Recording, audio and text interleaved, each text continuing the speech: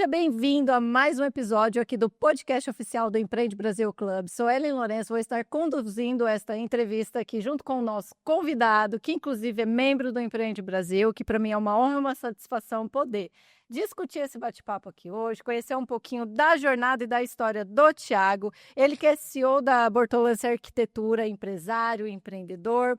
Vamos conversar um pouquinho com ele e entender um pouco sobre a trajetória e a jornada empreendedora dele. Thiago, primeiramente, seja muito bem-vindo. Gratidão por você ter aceitado esse convite, contribuir um pouquinho com a sua história, com a sua trajetória, com a sua experiência aí, principalmente se tratando de empreendedorismo, empresário. E eu gosto de começar pelo começo.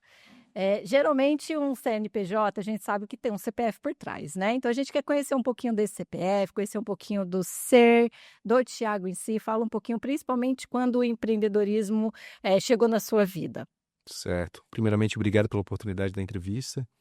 E falando mais de CPF, aí, de início de tudo, eu iniciei a carreira de arquiteto aí 15 anos atrás. Então, iniciei como um CLT. Eu acho que é a melhor forma até para a gente conseguir ter mais segurança no início de carreira, ganhar mais experiência. E a vida acabou me empurrando para ser um empreendedor. Eu digo que até se eu não queria ser um empreendedor para poder deitar a cabeça no travesseiro mais tranquilo, poder... Eu me sentia... Hoje eu vejo, parece que eu estava de férias quando eu estava trabalhando para uma empresa, para um gestor, seguindo regras, seguindo metas. Mas a vida acabou me empurrando, sendo a minha trajetória aí de altos e baixos, aí o desafio aí de empreender. Show. Conta para mim, quando que a sua empresa, se foi o seu primeiro empreendimento, se o seu empreendedorismo começou dentro, igual você contou, né? Que trabalhava como já arquiteto numa empresa, se foi paralelo ou se você fez uma transição e abriu empresa, como que foi essa fase? Eu iniciei trabalhando para uma empresa ainda de São Paulo, gerenciando obras, que também já foi um primeiro desafio, onde que eu não tinha uma disciplina específica na faculdade, mas era a oportunidade que eu tinha de emprego. Então, eu trabalhei para uma empresa de São Paulo, rodei o Brasil inteiro trabalhando aí nessa área. Fiquei por um bom tempo aí de início da profissão, trabalhando com gerenciamento, e depois a empresa quebrou. Então, começou os altos e baixos aí. Então, eu me vi na necessidade imediata de começar a prestar serviço, começar a ter a minha própria empresa. Então, como eu sempre digo, eu fui empurrado para isso. Então, isso daí vai passando de oscilações, onde eu tive a primeira empresa, depois de um certo tempo, e daí eu também tive a experiência também com sociedade, que é um outro ponto do empreender aí Sim. que é também oscila bastante aí na questão de duas pessoas diferentes aí tá trabalhando aí com um propósito em questão. E depois de um tempo de empresa, eu resolvi parar e resolvi voltar de novo para prestar serviço. Fiquei mais um ano trabalhando para um escritório de arquitetura, depois oportunidades me surgiram, voltei novamente a ser empresário. Então, e depois de lá para cá, olha, é uma longa história para poder... Legal. Então, ou seja, uma jornada empreendedora entre indas e vindas na CLT, né? Isso. Bem legal isso. Eu acho interessante essa percepção, porque eu falo que o empreender é dois caminhos, ou por necessidade ou por oportunidade. Uhum. Mas você empreender não significa que você nunca vai prestar empreendedorismo no CNPJ de outra pessoa. E a sua jornada mostra isso. Então, momentos em que houve necessidade, você foi lá e voltou para o mercado tradicional, mostrou a capacidade, foi fortalecendo esses hábitos empreendedores que de fato você já tinha, né? Uhum. Fala um pouquinho para nós no sentido dos desafios que você acredita que você enfrentou, mas que foi fundamental para hoje você ser o empresário que você é. Olha, os desafios que a gente acaba tomando, sempre, eu acho que o principal que eu tenho é a questão de o comportamento humano, a necessidade humana, de ter mais colaboradores, de ter equipe técnica especializada, a questão do fator humano temperamental, vamos dizer assim, de você ter uma segurança com a sua equipe, eu acho que é um fator que é sempre bem mais complicado. E no mais, a questão também de a gente lidar com a instabilidade, né? A estabilidade de esse mês pode estar com X de valores, mês que vem pode estar o dobro, pode estar menos que a metade, e está trabalhando com essas oscilações, está sempre preparado. Eu digo que quando a gente quer empreender, a gente já tem que ser positivo, já está preparado para algo melhor na sua vida. mas a gente tem que estar principalmente preparado para o que vem de pior. E isso é o que me bateu muito nessa jornada, de às vezes estar muito otimista. Então eu tenho diversas oscilações nesses 15 anos de arquitetura, e eu vivo hoje com essa mentalidade de estar positivo, em questão de ter, né, esse ânimo sempre físico, humano em si, para poder empreender, para poder estar sempre lutando ali pelo desenvolvimento em si, mas preparado sempre para o pior. Então, mas não deixar isso de atingir, ou principalmente de deixar pessimista em É. relação ao que vem a seguir. O que você acredita? Vamos falar um pouquinho das emoções, né? Porque a gente fala de uma perspectiva de realidade do empreendedor, a gente sabe que altos e baixos hora tem coragem, hora tem medo, hora tô seguro, hora não tô. Fala um pouquinho como que você lidar com esses sentimentos dentro da carreira como empreendedor. Eu vejo a questão de empreender sempre um status de estar confortável na zona de desconforto. Verdade. Então, acho que isso daí já faz parte do dia a dia. Isso eu levo para a questão da empresa, para a questão pessoal, familiar, né? Porque né, hoje, tendo família, tudo, a gente sempre tem que estar, sendo a liderança da casa, a gente estar nessa liderança da casa, a liderança da empresa. Então, a gente se acostuma a estar nesse desconforto confortavelmente. É assim que eu levo sempre o meu dia a dia. Show. Vamos falar da empresa? Fala um pouquinho da empresa de vocês, como atualmente vocês atuam, quais os tipos de produtos, tipos de serviço que vocês oferecem. Uhum. A empresa vem se destacando aí nos últimos anos, principalmente na área comercial. Então, temos um portfólio grande de escritórios, lojas, restaurantes, casas noturnas. Casas noturnas até ganham muito destaque aí nos últimos 3 anos, que foi com casas noturnas por toda a região aqui de Florianópolis e outras cidades próximas. A gente desenvolveu mais de 20. Então, aqui da região mesmo foram praticamente todas aqui da região, exceto o mais norte da ilha. Então, a gente vem desenvolvendo uma personalidade em arquitetura, em prestar serviço, mas também até uma certa lógica de projetar para atender ao empreendedor. Então, eu sempre procuro passar aos meus clientes, quem a gente está conversando para orçamentos, onde que a gente interpreta a empresa, interpreta o empreendedor para transformar aquilo em arquitetura. Então, eu não vou entender, se você me chamar para fazer um restaurante, eu não entendo profundamente de gastronomia, o que for, mas eu procuro compreender o que você passa ali na empresa, o que você precisa para ter um melhor ambiente para o seu colaborador e principalmente uma melhor experiência para o seu cliente. Vocês atendem que regiões? Toda Grande toda a Grande Florianópolis. Ah, legal.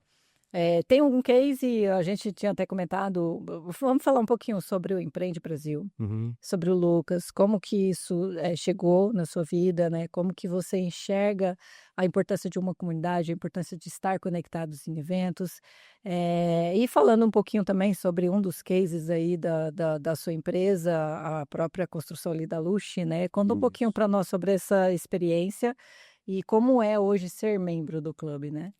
Sendo membro. Sim, eu já era assíduo já do evento Empreende Brasil, já há alguns anos. Já admirava sempre a questão do posicionamento do Lucas, toda essa questão visionária em relação ao evento, em relação ao tema empreendedorismo. E pouco tempo atrás ele me chamou porque ele estava com um novo empreendimento aí, né, digamos que pessoal aí para fazer uma extensão aí da sua holding, das suas empresas, que era a Lush Garden. Já tinha uma equipe multidisciplinar de profissionais dentro, e o escritório entrou também para somar aí ao empreendimento. Trabalhamos aí junto com a equipe, já foi idealizado, o projeto foi ano passado, se eu não me engano foi ano passado, foi inaugurado. Aham. E com isso eu também me aproximei ainda mais aí do Lucas, agora pelo Empreende Brasil Club. E pude ter essa experiência com um novo ambiente para profissionais, onde que a gente tem contato com CEOs de empresas, com vários profissionais que levam à frente a cada um o seu nicho. E nisso é muito enriquecedor, a gente começa a respirar diferente. Então, se aproximar de pessoas que estão com uma visão em comum é sempre engrandecedor. O que que você diria para os empreendedores sobre a importância de ambiente, desses tipos de ambiente, estar alocado a uma comunidade, eh, olhando mais, pela sua trajetória como experiência com o clube, e principalmente, assim, na questão do desenvolvimento, né, porque a gente sabe que o network ali, conhecer pessoas, ter conexões é bem importante para a carreira, mas o que a gente aprende com essas conexões também, né, qual a sua visão sobre isso?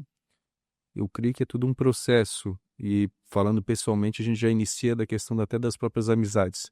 Sim. Então a gente você começa a avaliar, né, com quem que você anda, ali já do seu círculo bem mais próximo e íntimo, e com isso evoluindo, com a cabeça de empreendedor, você precisa também estar respirando o mesmo ambiente que os demais que têm essa mesma visão. E nisso a conversa já muda, o tema abordado já muda, mas principalmente a energia muda bastante. Todos estão ali com o mesmo propósito. E isso que estar em grupos como o Empreende Brasil Club é mais enriquecedor.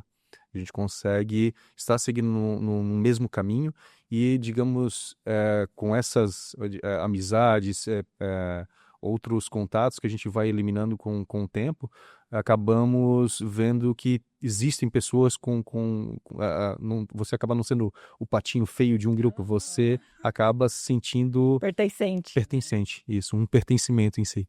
Show. Vamos falar um pouquinho sobre visão de futuro, no sentido da arquitetura, que, como vocês enxergam o futuro, né? Vamos colocar nem a longo prazo, porque a gente sabe quando se trata de arquitetura tem sempre uma novidade, algo novo, uma tecnologia nova, né? Conta um pouquinho para nós como vocês estão se organizando e como vocês enxergam o futuro relacionado à empresa, à arquitetura em si. A arquitetura, eu acho que como as demais profissões, tem agora sentindo um impacto gigantesco, principalmente com inteligência artificial. Sim. Então, a gente acaba se adequando muito ao que está no momento presente de novidades e principalmente que pode ou ser um vilão ou ser um parceiro aí pro seu negócio. Então, acho que a inteligência artificial é um ponto que eu vejo quando é conectado ao futuro. Então, a gente vem se adequando desde da parte de criação tanto de projeto, como até depois a parte visando o marketing em si, a criação de conteúdo. Sim. Então, eu acho que esse daí é um ponto principal aqui para a gente poder estar equilibrando.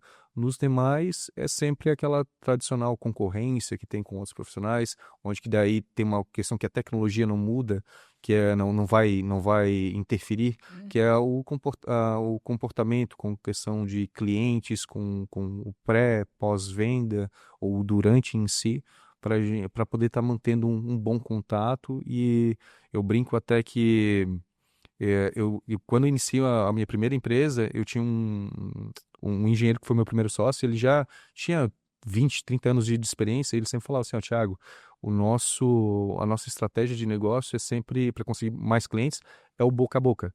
Sim. Então, na época, eu estava desenvolvendo o meu primeiro perfil no Instagram, na rede social, e daí eu sempre, depois fui falando para ele que eu digitalizei o boca a boca. Então, é nessa questão, como a gente é visto nessas etapas de atendimento ao cliente, mas também toda a forma que a gente consegue projetar de comunicação, seja no boca a boca ou digitalizando boca a boca. Show. Eu tenho umas perguntinhas meio toma lá da cá, Uhum. e aí o que você sentir de contar para nós, seja profissionalmente, pessoalmente, abra seu coração. Um livro que te marcou.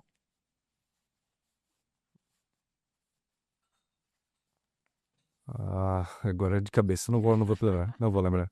São muitos que passam pela cabeça. Uhum, tranquilo. Bom, vou para a próxima. Uhum. Um hábito que te ajuda no seu dia a dia. Meditação. Olha só, interessante. Com criança pequena em casa, o poder digestivo precisa respirar bastante. Um lema ou uma frase que te guia.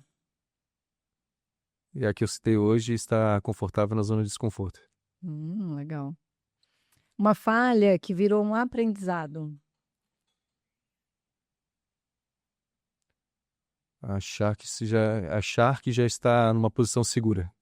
Uhum. Se sua empresa fosse um filme, qual seria? Tem alguma ligada à montanha-russa, assim? Tirando os de terror. De idas e subidas? Boa, boa. Se você pudesse jantar com alguém, seja ele vivo, né? Seja vivo ou morto, quem seria? Com Deus. Olha só. Essa aí também. Ah, uma dica de ouro sobre empreendedorismo.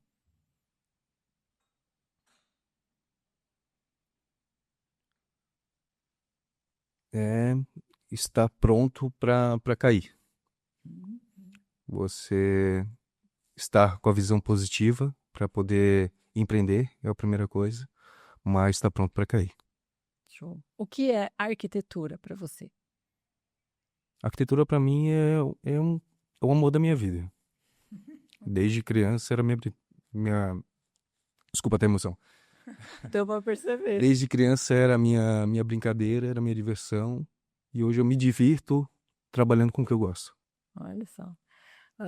Se fosse para você fazer uma viagem, independente do lugar, aonde seria? Se você pudesse, né, fosse escolher uma viagem. Seria pela Europa. Por questão também de arquitetura e de história, que eu sou fascinado. Sempre tem um lugar assim que você fala, meu Deus, a arquitetura arrasa. O que você diria para os empreendedores que estão na área da arquitetura, às vezes estagnados nos seus negócios, que estão iniciando a empreender no segmento? Se estiver muito iniciante, procure primeiro uma empresa para você trabalhar, para você prestar serviço. A questão hoje a gente fala muito de empreender e acaba sendo um rival do CLT, mas o CLT você acaba nessa questão de respirar um ambiente, você consegue ver como que funciona uma empresa.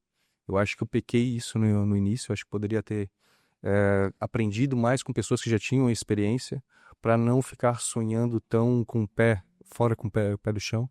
Acho que eu teria mais base, saber primeiro essa questão, como eu falo assim, de estar preparado para cair. Acaba às vezes a gente não conseguindo enxergar, muito menos em faculdade, quando a gente tem, né, passa por um ensino acadêmico. Então, acho que esse seria o principal.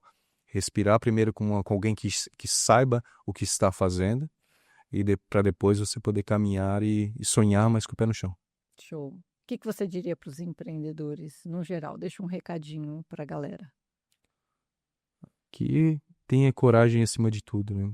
E saiba, a gente acaba tendo muita informação, uma obesidade de informação pelas redes sociais, onde que aparece que temos várias oportunidades, mas primeiro acho que é fazer o que é bom e bem feito, saber o que você tem capacidade, que você sente uma vocação, aquém do que está de oportunidade no momento. Eu já passei por isso, de achar que tinha uma determinada oportunidade que eu poderia atendê-la, poderia dar conta. Mas se você não tem aquela energia para aquilo, é bom você fazer primeiro. E eu tive que voltar a isso, tá? A fazer o bom e bem feito. E daí para você poder realmente empreender e ter saúde também e energia para isso. E esse, gente, é o nosso convidado de honra de hoje, desse episódio, que na verdade, gente, é o último episódio do dia. Palmas! Quem gostou, bate palma, faz barulho, sinal de fumaça. Tiago, obrigada, gratidão por ter contribuído um pouquinho com a sua história, com a sua jornada, com a sua trajetória. Para mim foi uma honra conduzir esse bate-papo. Imagina, tá? eu que agradeço e me deixou com essas perguntinhas rápidas aí, foi... A gente gosta de pegar de Foi para mexer, eu pensei que ia ser coisinha normal. Só o livro tava bom, e foi o único que eu não consegui responder ainda. Mas tudo bem. Eu gosto de trazer essas analogias, porque quando se trata do empreendedorismo, a gente sabe que no meio do desconforto, muita coisa acontece, né? Sim, e quando a gente é pego de surpresa, a resposta ela vem de uma forma muito autêntica. Sim, E sim, isso sim. acaba mostrando para as pessoas. Esse cara, se ele pode, eu posso também. Se tá acontecendo, se foi assim lá, então aqui tá normal, então aqui já tá sendo um certo gatilho de alívio. No sentido que, eu sei, eu já passei por isso, é assim mesmo, o que a gente pode dizer, continua, né? Que é assim mesmo. E aqui a gente encerra esse episódio do Empreende Brasil Club, com um dos membros do Empreende Brasil. Para mim foi uma honra, uma satisfação passar esse dia, fazer essa entrega aqui, cada história, cada vivência, cada situação que a gente conseguiu aqui trabalhar junto com os nossos convidados para cumprir o nosso propósito, que é simplesmente transbordar na sua vida através de testemunho. A gente sabe que quando a gente vê histórias e conhece a história do outro, pode se tornar uma escola para nós. Então, eu, com Ellen Lourenço, cumpri o meu propósito aqui hoje, fazendo da história do Tiago uma escola para vocês errarem menos. Beijo no coração de vocês, gente. Assim, Empreende Brasil só começou. E a gente se vê aí nos próximos takes. Beijo, abraço e até o próximo episódio.